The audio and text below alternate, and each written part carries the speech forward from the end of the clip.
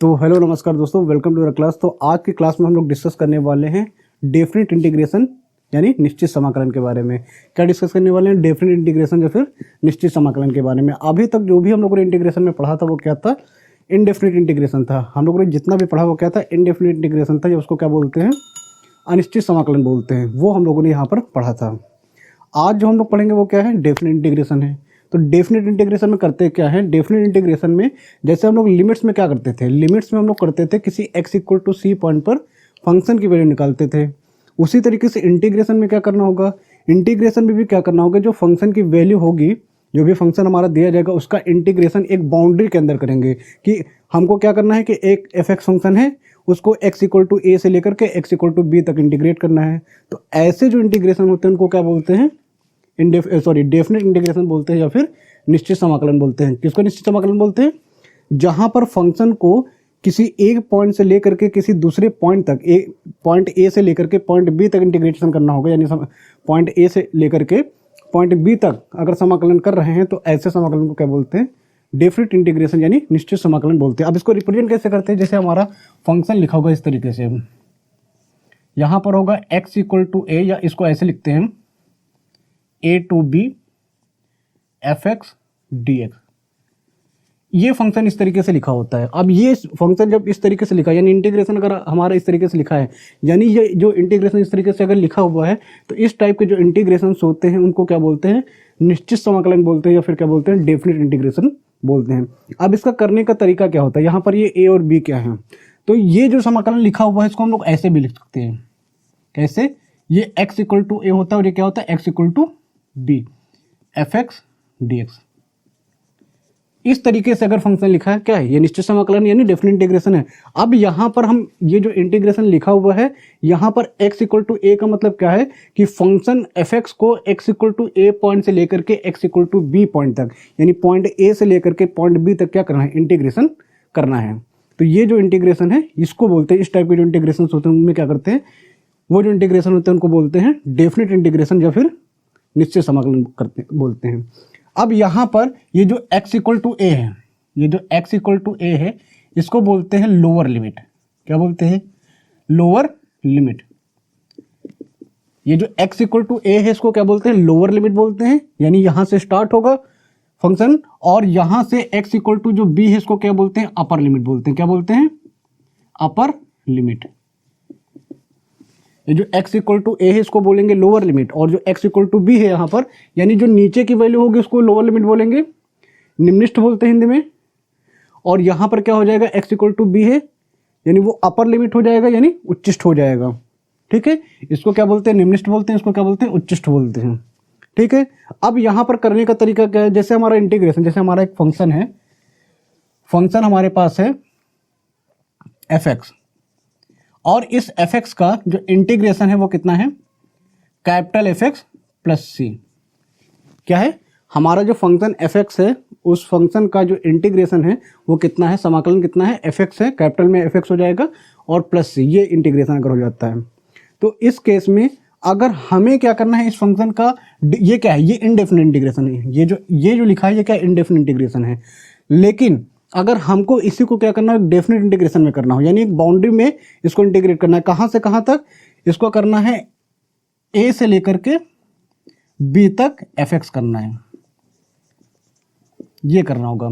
तो यहां पर हम क्या करेंगे? ये ए से बी तक इंटीग्रेशन करना है, तो सबसे पहला काम, जैसे हम लोग नॉर्मल इंटीग्रेशन करते थे उतना काम हम लोग को यहां पर करना पड़ेगा। तो उसके लिए जो इसका इंटीग्रेशन दे रखा है, एफ एक्स का इंटीग्रेशन कितना होता है? एफ एक्स का जो इंटीग्रेशन है वो कितना हो जाएगा? कैपिटल एफ एक्स और प्लस सी। और ये ए और बी का क्या होगा? तो ए और बी को हम लोग इस तरीके से लिख देते हैं, ये लोअर लिमिट होती है और ये अपर लिमिट होती है। ठीक, तो यहां पर जब भी इस तरीके से फॉर्मूला दिया जाएगा, जैसे हमारा इंटीग्रेशन यहां से लिखा है ए से बी और एफ एक्स डी एक्स, यहां पर करना है। तो जो कंडीशन होती है इंटीग्रेशन की वो करते हैं, क्या यहां पर करते हैं? जैसे ये यहाँ पर लिखा है, और या फिर यहाँ पर देख लेते हैं, तो यहाँ पर जैसे कैपिटल, इसका इंटीग्रेशन कैपिटल एफ एक्स कर देते हैं, तो जो कंडीशन लिखी जाएगी वो क्या हो जाएगी? वो करेंगे यहाँ पर upper limit F upper limit बोल देते हैं यूएल। क्या बोल देते हैं, अपर लिमिट को क्या बोलते हैं UL minus F lower limit L L. ये इस तरीके से यहाँ पर कर देंगे। अपर लिमिट की वैल्यू यहाँ पर कितनी है, बी है, तो यहाँ पर एफ बी कर देंगे, और लोअर लिमिट की कैसे वैल्यू कितनी है, यहाँ पर ए है, तो ये आ जाएगा। इस तरीके से इंटीग्रेशन यहाँ पर करेंगे। डेफिनेट इंटीग्रेशन में पहले तो इनडेफिनेट इंटीग्रेशन की तरह के पर क्या करें, यहाँ पर इंटीग्रेट कर दें। उसके बाद जो लिमिट्स की वैल्यू दे रखी है उसको अप्लाई करने का तरीका क्या होता है, हम क्या करेंगे, upper limit minus lower limit करेंगे। क्या करेंगे, upper limit minus lower limit करेंगे। हमेशा इस केस को अप्लाई करेंगे, लोअर लिमिट ये अप्लाई करेंगे। क्या करेंगे, upper limit minus lower limit. अब यहाँ पर अपर लिमिट की वैल्यू यहाँ पर पुट कर देते हैं तो कितना आ जाएगा, तो ये आ जाएगा F B plus C minus F A plus C, ये वैल्यू आ जाएंगी। तो यहां से कितना बचेगा, एफ बी माइनस का एफ ए, ये आ जाएगा। और सी से सी ये क्या हो जाएगा, दोनों कांस्टेंट है तो यहाँ पर तो वैल्यू पुट नहीं कर सकते, तो सी से सी क्या हो जाएगा, कैंसिल हो जाएगा। तो यानी जो डेफिनेट इंटीग्रल होगा, कौन सा डेफिनेट इंटीग्रल, अगर ए से B F X D X कर रहे हैं डेफिनेट इंटीग्रेशन, तो वहां पर जो इसका इंटीग्रेशन हो जाएगा, कितना हो जाएगा, F B minus F A, ये हो जाएगा। ये स्मॉल में है, ये कैपिटल में लिखा हुआ है, ठीक है। तो इस केस में क्या हो रहा है, ये हो जाएगा। तो हमको क्या याद रखना है, यहाँ पर जब भी हम लोग डेफिनेट इंटीग्रेशन कर रहे होंगे तो वहां पर कांस्टेंट का यूज नहीं करेंगे, क्योंकि कांस्टेंट क्या हो जाता है, कैंसिल आउट हो जाता है। यहाँ से क्या होगा, कांस्टेंट यहाँ से दोनों साइड से क्या हो जाएगा, दोनों जगह से एक प्लस में आगे दूसरा माइनस में, वैल्यू क्या हो जाएगी, कैंसिल हो जाएगी। तो हमको सीधे इंटीग्रेशन करना है, वहां पर कांस्टेंट का यूज नहीं करना है। कहाँ पर, डेफिनेट इंटीग्रेशन में। तो इंटीग्रेशन करेंगे, फिर सीधे लिमिट की वैल्यू अप्लाई करेंगे और इस तरीके से कैलकुलेट कर लेंगे। कंडीशन क्या है, जैसे ये है, इसका इंटीग्रेशन कितना है, कैपिटल एफ एक्स है, कैपिटल एफ एक्स प्लस सी है, तो कैपिटल एफ एक्स प्लस सी करेंगे। और यहां पर क्या करेंगे, अपर लिमिट अप्लाई कर दिए, माइनस लोअर लिमिट अप्लाई करेंगे, तो F B minus F A आ जाएगा। और इस तरीके से ये डेफिनेट इंटीग्रेशन के क्वेश्चन हम लोग करेंगे, ठीक है। तो इतना बेसिक कॉन्सेप्ट है डेफिनेट इंटीग्रेशन का, यानी निश्चित समाकलन का इतना बेसिक कॉन्सेप्ट है, बस इतना ही यहाँ पर हम लोग को डिस्कस करना है इसमें। तो अगर इतनी चीज़ें आपको समझ में आ रही तो आप डेफिनेट इंटीग्रेशन के क्वेश्चन यानी निश्चित समाकलन के क्वेश्चन आसानी से आगे के कर पाएंगे। तो अगर ये चीज़ समझ में आई है तो वीडियो को पॉज कीजिए और इसको नोट कर लीजिए, ताकि हम इस पर आगे कुछ क्वेश्चन डिस्कस करते हैं डेफिनेट इंटीग्रेशन के। तो अब जैसे यहाँ पर हम एक क्वेश्चन ले लेते हैं, हमारे पास क्वेश्चन है, इंटीग्रेशन करना है -1 से 2 तक एक्स स्क्वायर का। इसका इंटीग्रेशन करना है, क्या लिखा हुआ है, -1 से लेकर के 2 तक ये फंक्शन दिया हुआ है, एक्स स्क्वायर फंक्शन दिया है, और इसकी लिमिट कितनी है, -1 से लेकर के 2 तक इसका इंटीग्रेशन करना है। तो इंटीग्रेशन का जो बेसिक फैक्टर मैंने क्या बताया, बेसिक कंडीशन क्या बताई, ये जो फंक्शन लिखा हुआ है उसका इंटीग्रेशन कर लेते हैं, जो फंक्शन लिखा हुआ है उसका इंटीग्रेशन कर देते हैं, बाद में क्या करेंगे, उस पर लिमिट अप्लाई कर देंगे। तो यहाँ पर इसका ये जो एक्स स्क्वायर है इसका इंटीग्रेशन कितना हो जाएगा, तो अगर एक्स स्क्वायर का इंटीग्रेशन करते हैं तो कितना आ जाएगा, x³ इतना तो आता ही है। और यहां पर फिर क्या करेंगे, यहां पर क्या करेंगे, इसका इंटीग्रेशन x³ हो गया। अब बाद में क्या कर देते हैं, इंटीग्रेशन करने के बाद यहां पर क्या करेंगे, upper limit minus lower limit कर देंगे। तो अपर लिमिट की वैल्यू अगर यहां पर लिखें, यानी उच्चिष्ट की वैल्यू कितनी है, x की जगह पर कितना कर दें, x की जगह पर 2 कर देते, कितना आ जाएगा, 2³ और माइनस कर दे बीच में, फिर कितना आ जाएगा, -1³ अपॉन कितना 3, ये वैल्यू आ जाएगी। अब इसको अगर सिंप्लीफाई करें तो ये 8/3 आ जाएगा, और ये -1 तो ये प्लस का कितना आ जाएगा, 1/3, -1 का क्यूब -1 आएगा, -1 इसका हो जाएगा प्लस हो जाएगा, कितना आ जाएगा, ये 9/3 हो जाएगा, कितना आ जाएगा 3। तो ये होगा आपका डेफिनेट इंटीग्रेशन। तो यहाँ पर डेफिनेट इंटीग्रेशन में होगा कि एक वैल्यू आएगी, कांस्टेंट वैल्यू आ जाएगी, ठीक है। तो यहाँ पर इस तरीके से बेसिक इंटीग्रेशन कर देंगे। जब भी इस तरीके से क्वेश्चन डेफिनेट इंटीग्रेशन में आता है, सिंपल हमने इनडेफिनेट इंटीग्रेशन जैसे करते थे वैसे यहाँ पर इंटीग्रेशन किया, बाद में क्या एक्स्ट्रा क्या काम हुआ, यहाँ पर upper limit minus lower limit करना है। और एक चीज़ का याद रखना है कि हम लोग को कांस्टेंट यूज नहीं करना होता है, कहाँ पर, डेफिनेट इंटीग्रेशन में हम लोग कांस्टेंट का यूज नहीं करते क्योंकि वो कैंसिल आउट हो जाते हैं, ठीक है। इसी तरीके से अगर हम एक दूसरा क्वेश्चन ले लें, जैसे हमारा क्वेश्चन है 0 से लेकर के पाई तक इंटीग्रेशन, π/2 तक इंटीग्रेशन करना है sin x का, इसका इंटीग्रेशन करना है। अब sin x का इंटीग्रेशन कितना होता है, साइन एक्स का अगर इंटीग्रेशन हम लोगों ने पढ़ा तो कितना होता है, माइनस का कॉस एक्स होता है। तो इस पर लिमिट कितनी अप्लाई करनी है, कितनी हो जाएगी, 0 से π/2 हो जाएगा। तो अब यहाँ पर करते क्या है, ये आ जाएगा माइनस का अपर लिमिट की वैल्यू कितनी कर दे, π/2 और माइनस, और यहाँ पर कितना है माइनस का कॉस, लोअर लिमिट की वैल्यू कितनी है 0। तो कॉस π/2 0 हो जाएगा, माइनस और माइनस क्या हो जाएगा, प्लस हो जाएगा, कॉस 0 की वैल्यू 1 हो जाएगी, कितना आ जाएगा, ये आंसर 1 आ जाएगा। इस तरीके से हम लोग कर लेंगे। और क्वेश्चन डिस्कस कर लेते हैं यहाँ पर। जैसे हमारे पास क्वेश्चन आ जाए, इंटीग्रेशन करना है -1 से लेकर के 1 तक x² -1 अपॉन x+1 का, इसका अगर इंटीग्रेशन करना हो तो अगर इसका इंटीग्रेशन करना है तो इसका इंटीग्रेशन हम लोग कैसे करते हैं, तो पहले तो इसको सिंप्लीफाई कर लेते हैं। कितना आ जाएगा, इसका जो इंटीग्रेशन आ जाएगा -1 से लेकर के कहाँ तक, 1 तक करना है। इसको फैक्टराइज करते हैं तो कितना आ जाएगा, x - 1 और x+1 अपॉन कितना, x+1 dx। अब ये x+1 से x+1 कैंसिल हो जाएगा, कितना बच गया, x - 1 बच गया। तो x - 1 का इंटीग्रेशन कितना हो जाएगा, तो अगर यहाँ पर x - 1 का इंटीग्रेशन करें तो x का हो जाएगा x² अपॉन 2 और -1 का हो जाएगा माइनस का x, -1 का कितना हो जाएगा, माइनस का x। और इस पर क्या करना है, लिमिट अप्लाई करनी है, कहाँ से कहाँ तक, -1 से लेकर के 1 तक। तो अब अगर x की जगह पर पूरे में क्या करना होता है, अपर लिमिट पूरे फंक्शन में, फिर माइनस में लोअर लिमिट, तो पूरी जगह पर यहाँ पर क्या कर दें, 1 पुट कर दे तो 1/2, 1 का स्क्वायर 1 हो जाएगा, -1 आ जाएगा, ये अपर लिमिट हो गई।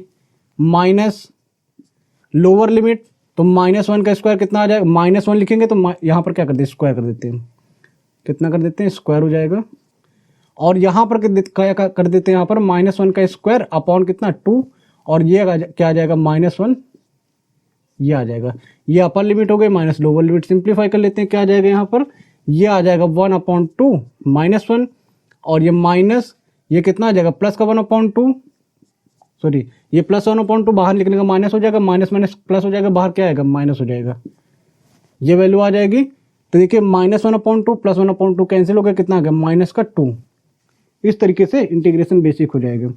मेन काम यहाँ पर एक्स्ट्रा क्या होता है, डेफिनेट इंटीग्रेशन में हम लोग क्या करते हैं, जैसे हम लोग इंडेफिनिट इंटीग्रल में करते थे, यानी अनिश्चित समाकलन में करते थे, बिल्कुल वही काम करना है। बट डिफरेंस यहाँ पर यह है कि यहाँ पर एक एक्स्ट्रा काम करना होगा, बाद में जो फंक्शन इंटीग्रेट होकर के आता है वहाँ पर upper limit minus lower limit करना होता है। तो अपर लिमिट की वैल्यू पुट करेंगे, लोअर लिमिट की वैल्यू पुट करेंगे, फंक्शन कितना है, ये आया है, तो ये x² अपॉन 2 माइनस का x है, तो ये अपर लिमिट कितनी है, 1 है, तो 1 की जगह पर वैल्यू कितनी है, x की जगह पर वैल्यू कितनी आ जाएगी, 1 आ जाएगी, ये अपर लिमिट हो गई। माइनस लोअर लिमिट, -1 का 1² अपॉन 2 माइनस -1 आ जाएगा।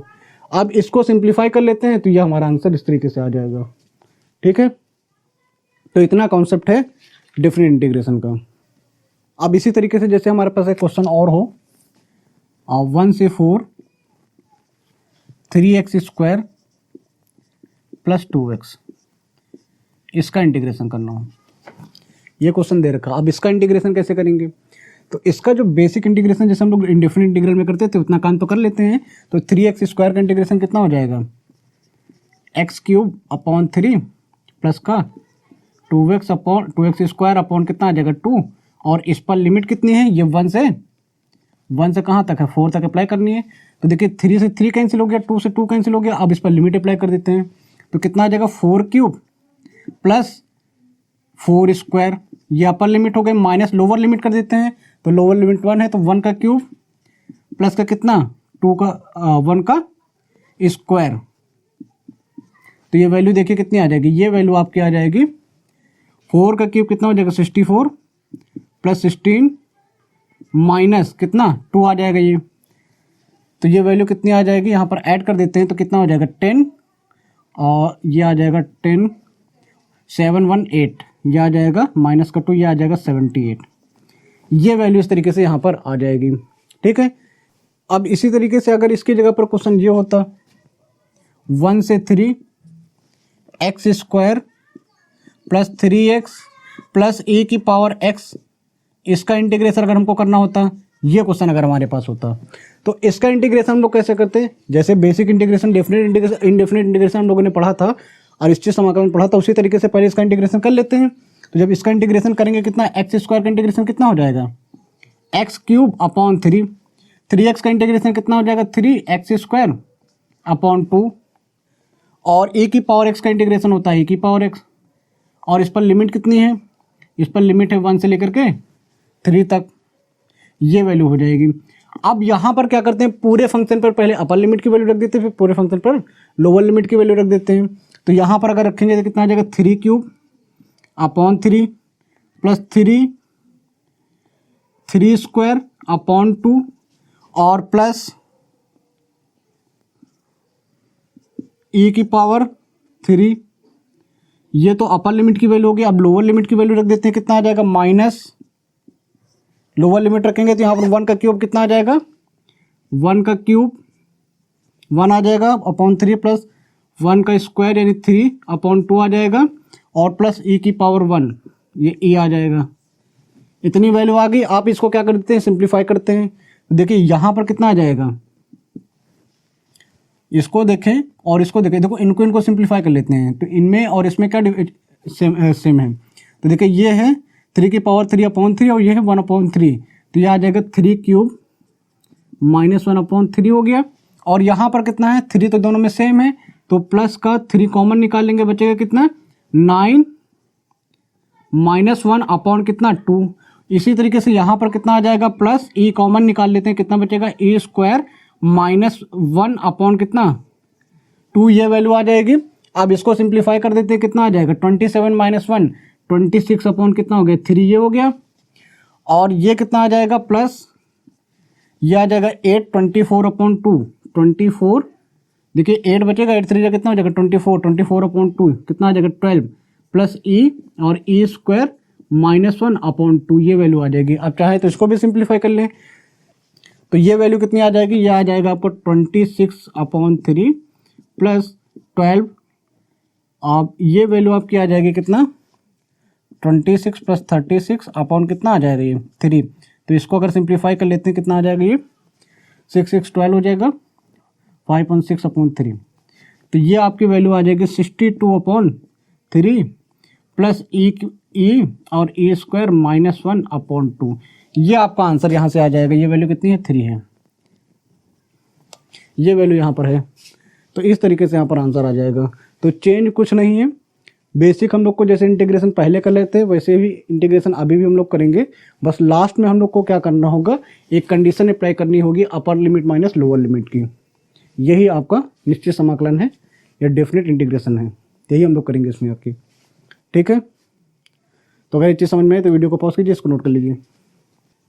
तो आज के क्लास में बस इतना ही डिस्कस करेंगे। नेक्स्ट क्लास में हम लोग क्या करेंगे, ये जो डेफिनेट इंटीग्रेशन है यानी निश्चित समाकलन है, इस पर बेस्ड कुछ और क्वेश्चंस को डिस्कस करेंगे। तो मिलते हैं नेक्स्ट क्लास में, तब तक के लिए स्टे सेफ।